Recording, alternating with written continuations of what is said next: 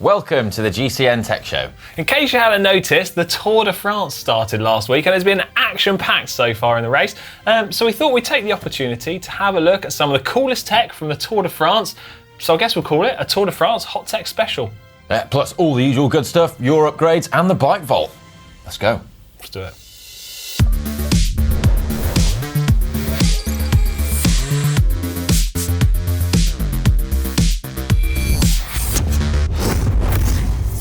First up, let's take a look at last week's poll. Bring it in. So last week we asked, with the new Pinarello Dogma F disc weighing 6.8 kilograms, would you choose rim brakes or disc brakes? What would you go for? Well, you can see I voted for rim brakes. 26% of the audience agreed with you and went for rim. Yes. Seems overwhelmingly everyone wants the disc brake light one now. Yeah, I think the lightweight disc brake bike has convinced people that good braking system's up for. I think I'd go for the disc now. Nah. I mean, everyone knows I went for the rim brake F12, but I think I'll probably go for disc now. Okay, interesting. Well, that was what the viewers decided, so it wasn't down to us. Well, was it? On to our main talking point of Tour de France Hot Tech Special. And although I'm saying I'd go disc, and the audience saying they'd go disc on the new Pinarello F, Ineos haven't. No, they did prove us wrong, didn't they? Yeah, they've gone rim. Stuck with rim. It's quite ironic, really, because it was only last week that we speculated that Ineos would be using disc brakes, and they've proved us wrong, haven't they? Yeah, but I guess it's sensible. It's a big logistical change to change your entire service course and how it's set up on the eve of the biggest bike race in the world, their most important race of the season. I can see why they would stick to what they know for now. I think they will change, though. Talking of sticking to what they know, so they are still using rim brakes, but something they have changed are the wheels that they're using. Ineos are famed for using whatever parts they decide to use, irrelevant of sort of sponsors or brands. So recently, something we've seen them change for the Tour de France is the switch to Princeton carbon wheels. Yeah, and there's a new one out that's 45 millimeters deep and 50 millimeters deep at the same time. It's like Schrodinger's wheel. Physics. It's called the Peak 4550. There's a because it has a wavy profile with those sort of nodes on it.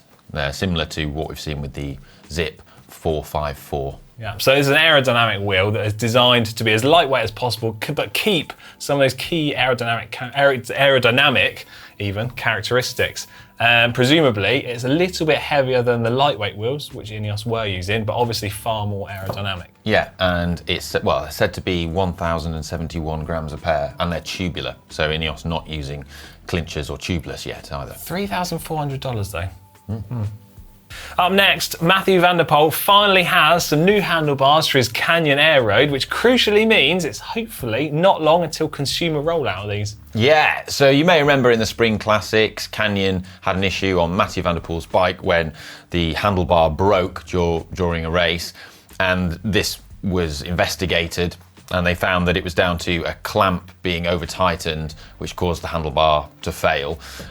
So they've subsequently revised the handlebar and reinforced that area and created the CP0015 cockpit, which was on Van Der Poel's bike. Yeah, now crucially, Mathieu Van Der Poel is the only rider in the Tour de France supported by Canyon that has this new upgrade to his bike. So that means he now has fully integrated and hidden cables on his bike, as well as being able to use the new fork, which was designed for that air road, as opposed to having to use last year's model so they could use the other handlebars. Yeah, hopefully this means, well, the rest of us will be able to get these parts soon. Particularly particularly crossing his fingers. His commute's going to get fast again, isn't it? Oh, God, it is, isn't it? Have you seen the yellow Tour de France bike, though, for Van Der Poel? Yeah, so he was riding his standout light blue one, but then taking that stunning victory on stage 2 of the Tour, his beautiful yellow one now. That's incredible, isn't it? Oh, and cool fact, on Van Der Poel's yellow bike, there's a really touching little detail hidden underneath the down tube,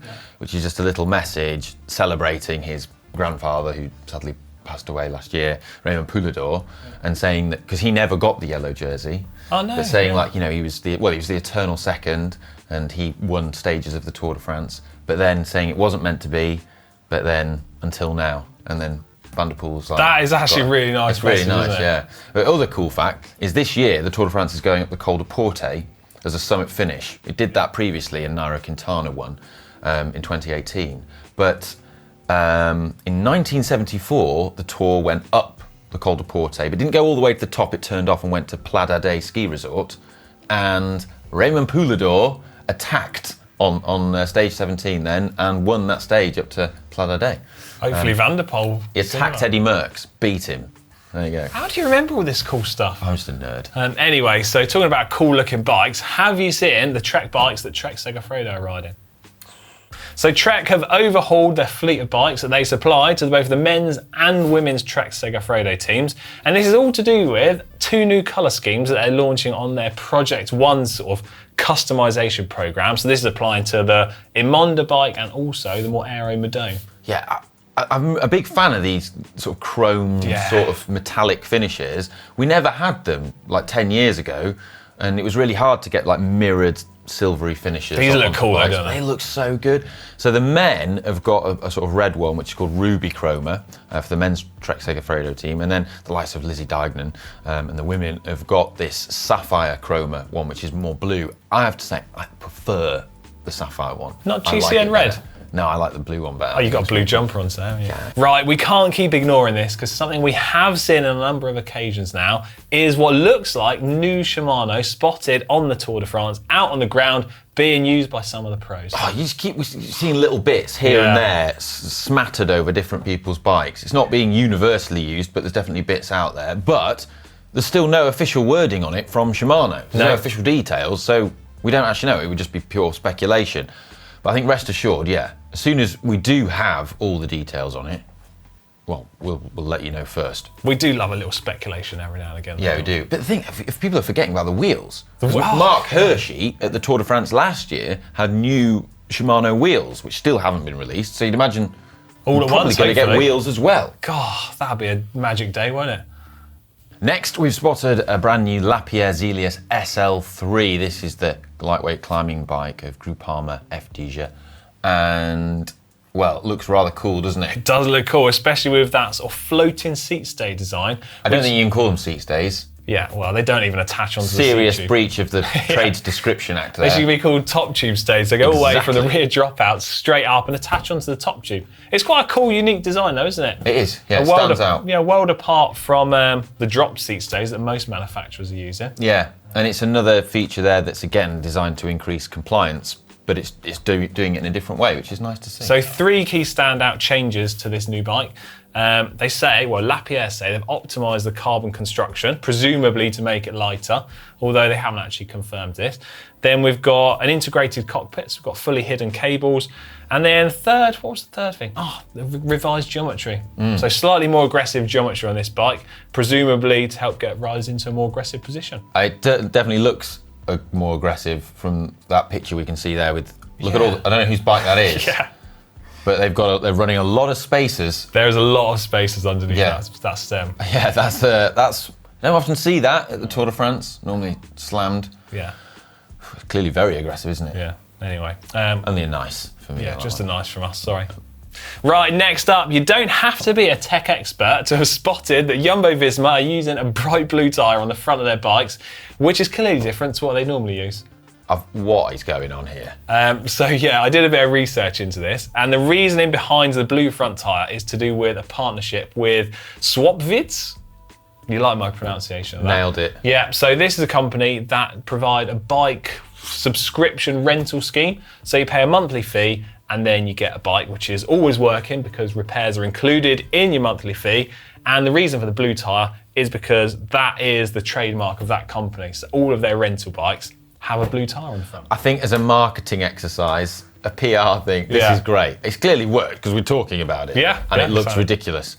So it kind of reminds me a bit of the Tron bike on Zwift, because that has blue wheels, but it's like only on the front. Only on the front. But it is still a Vittoria tyre though. So Vittoria actually had quite a job on their hands to create the coarser graphene tyre that they would normally use with none of the ingredients in the rubber compound which made it black. What, so rubber? Yeah, so they've had to work incredibly hard and they've had to remove some of those ingredients. Remove all the rubber? Yeah, so they've had to replace it with some sort of silicone additive to create that blue colour. I'd be a bit concerned about the rolling resistance. No, they say it's exactly the same and comparable in performance to the graphene Corsa tyre they normally use. Well, there you go. Let's all get blue tyres. Yeah.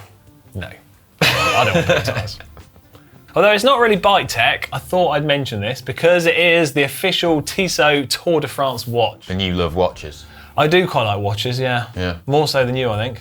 Yeah, I'm not bothered. Yeah. Anyway, this has got a Tour de France logo etched onto the back of it. It's got some cool yellow accents on it to make it Tour de France edition.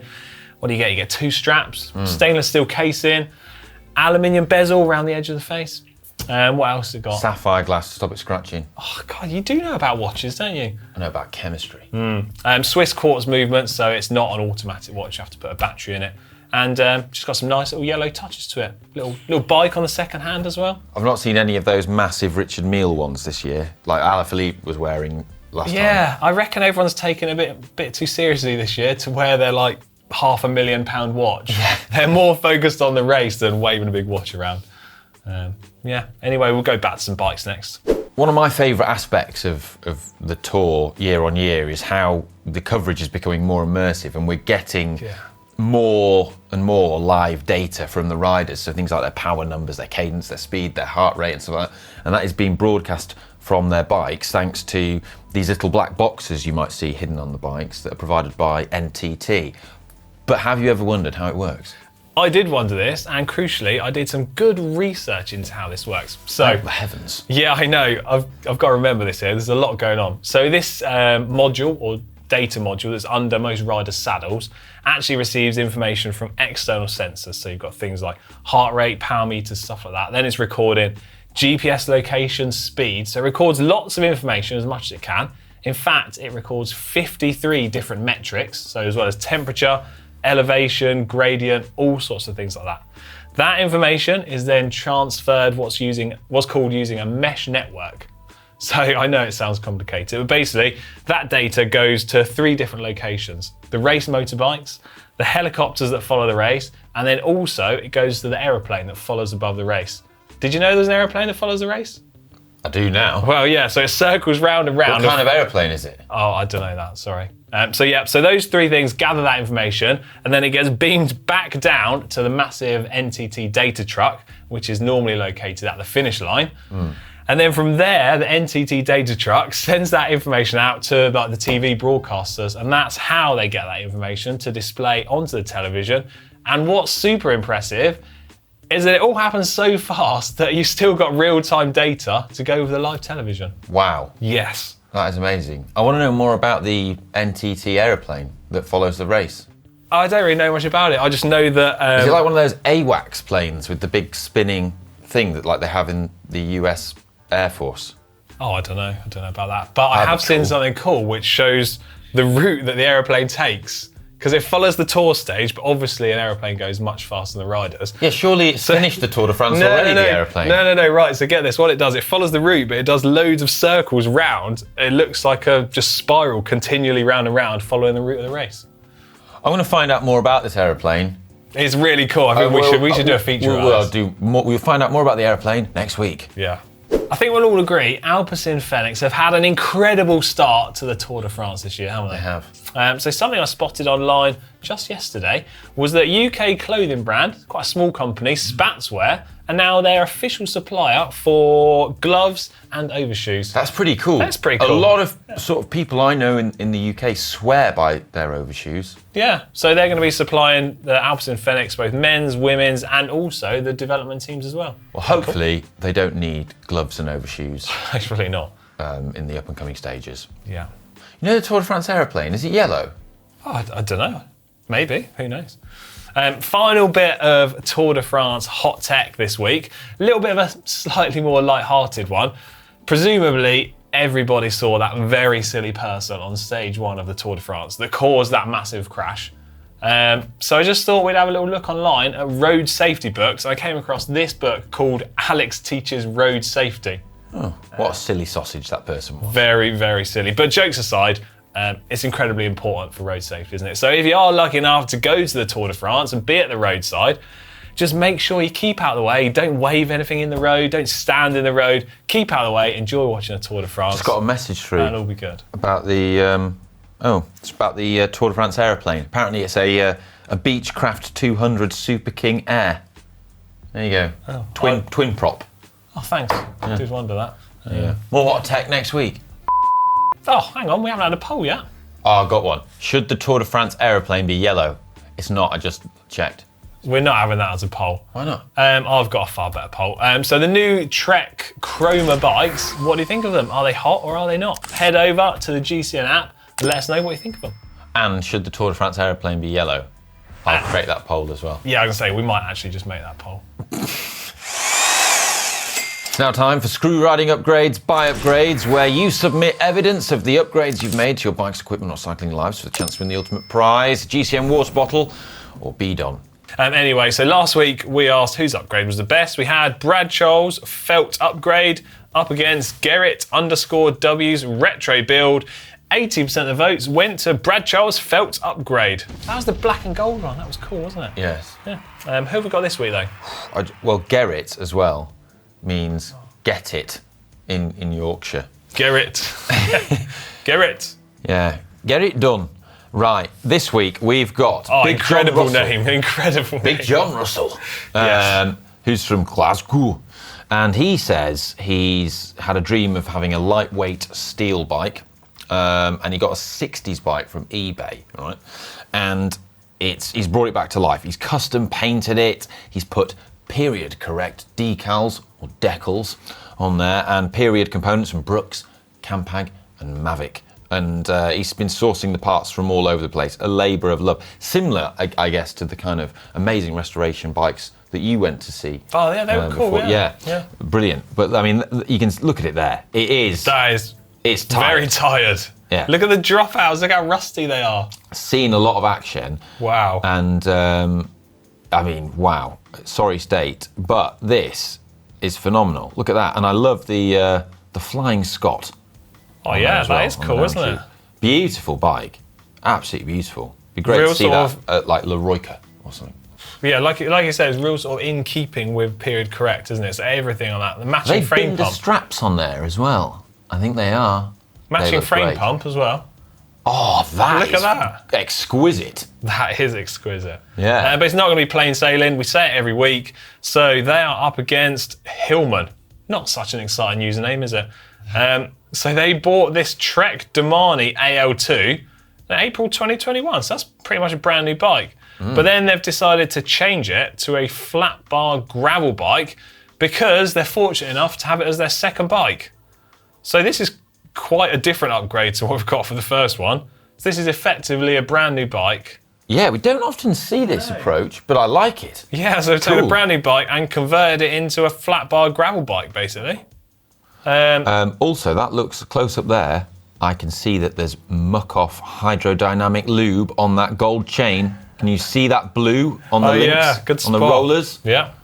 Whoa, details. So we've got, what have we got here? We've got a mountain bike, SLX rear derailleur, single chainring at the front, narrow wide, practice work cranks, flat bars. What else have they upgraded? They changed the paint job on the bike as well, put some red on it. Oh, they've put a bit of red. They have as well. Yeah. That I like. Oh, that is cool. That is nice. So it looks like a sort of real cool gravel town street cruiser, doesn't it? I think that looks proper cool. I really like that. Well, it's not down to us, is it? Head over to the GCN app and vote for which upgrade. Two very different ones this week. Yes, but both very are different. Excellent. Yeah. Quite a lot of years between them, isn't there? Right, it's now time for our favourite part of the show. Oh, what's that? Oh, it's the bike part, obviously. Oh, yeah. So this is where you upload pictures of your bike. Ollie and I judge them to be either super nice or nice. If they're super nice, well, we get the bell, don't we? Go on then, go. Oh, it's a bit over your side, mate. There we go. Thanks. So if they're super nice, we ring the bell. And they get committed to the Bike Vault forever, and you can play along at home by voting on all the bikes featured in the GCN app, where you can also submit your own for us to judge. So, without further ado, this week's first bike. Oh, that is nice. Yeah, but this is last week's most voted super nice bike. I'm not surprised. Look at that. Yeah, so this is a Scott. What is it? A Scott foil? It's a Scott foil disc, perfectly aligned. Pirelli P0 tyres, perfectly aligned on there as well.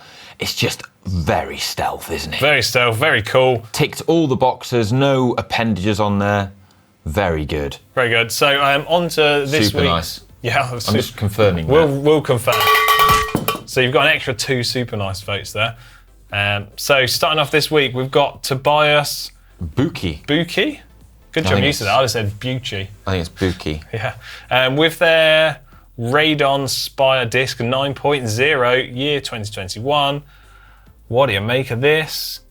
Quite well presented. Summery background, tandem tyres, rear valve not wheels aligned. not really aligned that well, but saddlebags on, not quite in biggie smalls. Oh yeah, I think it's a nice. Yeah, it's a nice for the Radon. Right, what have we got up next, Ollie? Next we've got Matt5312, the 5,312th Matt on the GCN app with his Viner. It's got Campagnolo record 12 speed on there. Quite a nice steel frame that with a.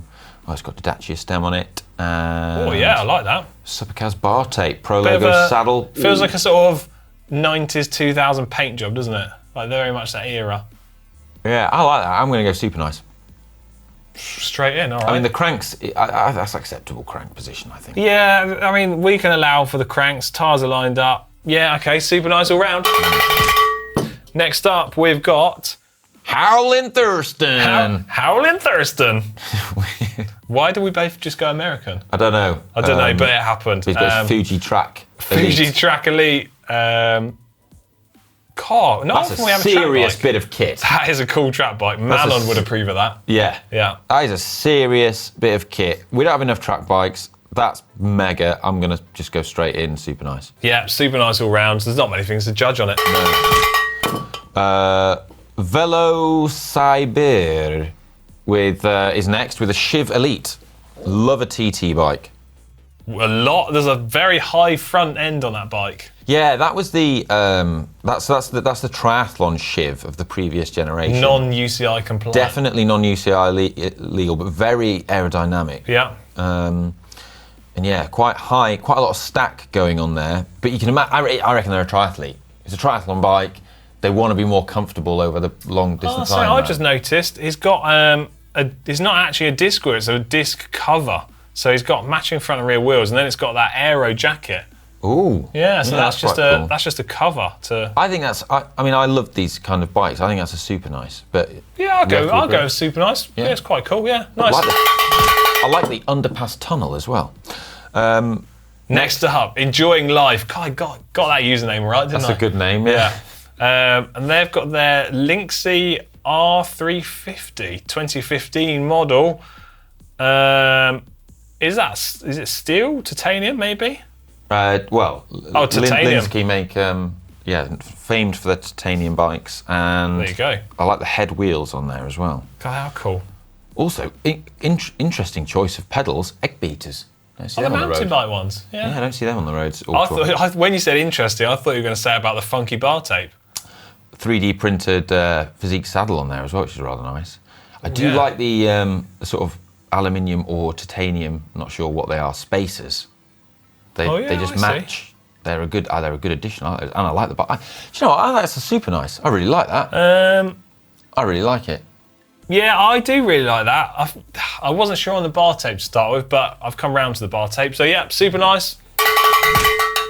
Last up in the bike vault this week, we've got Marco Regine with his Gion from 1980. What do you make it? What? What was that? I can't even see it. Here it says he got a pile of rust to transform into a Tron bike. So he's got glowing wheels here, which he says uses ultraviolet LEDs. Well, it's all good and well, but I mean, I'm sure the Predator thinks it looks amazing. We can't see the bike. See it, so nice. It's just a nice from us. That is obviously the end of the bike vault. It's a very sad moment in time because it also means it's the end of the GCN Tech Show.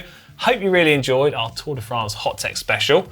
And if there's any bits of hot tech that you think we've missed out, we'll get them in the comments section down below. Let us know all about it. And we'll see you next week. We will. Bye.